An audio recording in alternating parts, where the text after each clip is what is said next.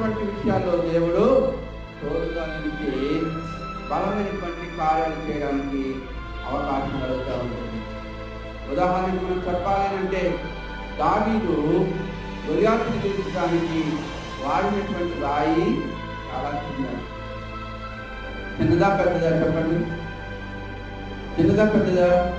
ఎంత పెద్దగా ఉంది? ఇంతలా ఉందా? మరి అంత చిన్న రాయితోటి ఒకవేళ వరుసలు చెప్పడంలో నైపుణ్యం ఉండొచ్చు, ఏమండి, మంచి నైపుణ్యాన్ని సాధించవచ్చు, లేదా ఆ వరుసలు విసరడంలో చాలా సాక్ష్యమైనటువంటి స్థితిని కలిగి ఉండొచ్చు.